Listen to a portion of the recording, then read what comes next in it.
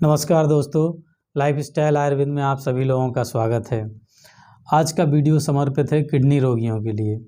आज मैं 2 किडनी रोगियों की केस स्टडी बताऊंगा जिन्हें अलग अलग तरीके की किडनी की समस्याएं थीं और जिनका हमारे यहाँ सफल चिकित्सा हुआ है, सफल ट्रीटमेंट हुआ है। तो एक पेशेंट हैं सिंपल हैं और दूसरे एक कॉम्प्लिकेटेड केस हैं। तो आइए शुरू करते हैं। और वीडियो अच्छा लगे तो आप वीडियो को लाइक करिए और ज़्यादा से ज़्यादा शेयर करिए ताकि ये जानकारी ज़्यादा से ज़्यादा लोगों तक पहुंच सके और ज़्यादा से ज़्यादा लोग इसका फ़ायदा ले सकें। तो ये पहले केस हैं। इनको पेशाब संबंधी कई प्रकार की समस्याएं थी, जैसे कि जलन होना पेशाब में, और भी कई समस्याएं थी। तो जब इनकी जांच कराई गई तो एक बड़ी समस्या सामने आई। इनकी पेशाब में प्रोटीन आ रहा था, यूरिन में प्रोटीन आ रहा था, +1 था ग्रेड उसका, 30 मिलीग्राम पर डेसीलीटर के हिसाब से जा रहा था। तो इनको हमने 1 महीना ट्रीटमेंट दिया और उसके बाद जांच कराने के लिए कहा। तो हालांकि इन्होंने टालते टालते लगभग 3 महीने बाद जांच कराई।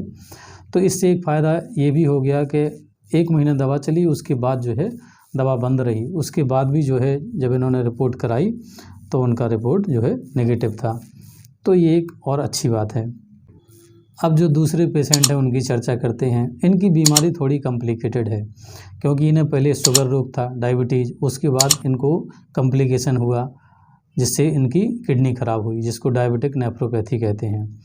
तो इन्होंने इनकी जब जांच कराई गई तो इनमें कई खराबियाँ आई। तो पहले शुरू से करते हैं। सबसे पहले तो देखिए इनका हीमोग्लोबिन है, जो हमारे आने से पहले ट्रीटमेंट शुरू होने से पहले हमारे यहाँ जब आए थे तो 7.9 था, और जब हमने इनका 1 हफ्ते का ट्रीटमेंट किया तो ये 9.8 हो गया, 9.8 हो गया। और फिर जब 3 महीने के बाद रिपोर्ट कराई तो ये 10.3 हो गया। अब बात करते हैं इनके शुगर लेवल की। तो शुगर लेवल जब हमारे यहाँ ट्रीटमेंट कराने आए थे तो उस समय 138 था। उसके बाद जब ट्रीटमेंट चला तो 1 हफ्ते बाद जो ट्रीटमेंट चला उसके बाद इनका 121 आ गया, 121 आ गया। और जो 3 महीने के बाद जब इनकी रिपोर्ट कराई गई तो इनका 92.5 यानी 92.5 आ गया।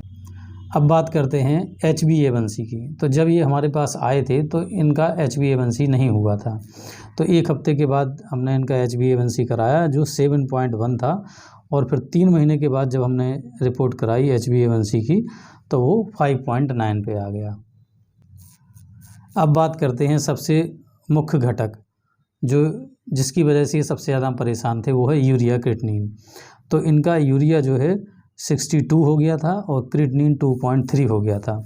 तो जब 1 हफ्ते का ट्रीटमेंट दिया गया तो उसके बाद ये घट के यूरिया एकदम नॉर्मल आ गया 25.7, और क्रिएटिनिन भी नॉर्मल आ गया। लेकिन वो चूँकि मशीन होती है उसमें 1.4 उन्होंने रेफरेंस लेवल दिया है, 1.43 यानी 0.03 का डिफरेंस है, इसलिए वो H हाई करके दिखा रहा है। लेकिन जब यही 3 महीने के बाद जब जांच कराई गई तो यूरिया क्रिएटिनिन दोनों एकदम फिट थे। हालांकि 1 हफ्ते बाद की जो रिपोर्ट है उसमें भी फिट हैं। तो सभी लोगों से मेरा यही कहना है कि जब भी इस तरीके की दिक्कत होती है तो आप आयुर्वेद में आकर पहले ही ट्रीटमेंट करा लीजिए और बीमारी को बढ़ने से रोक लीजिए। हालांकि अलग अलग लेवल पे अलग अलग प्रकार की चिकित्सा है आयुर्वेद में और उससे कई प्रकार के फ़ायदे होते हैं। तो जितना भी भ्रम आयुर्वेद के बारे में है और जो भी चीज़ें समाज में फैलाई गई हैं, कई चीज़ें गलत भी फैलाई गई हैं आयुर्वेद के बारे में, तो उनसे आप डरिए मत, एक कदम बढ़ाइए, आयुर्वेद से जुड़िए और इस तरीके की सभी प्रकार की समस्याओं का समाधान पाइए। धन्यवाद।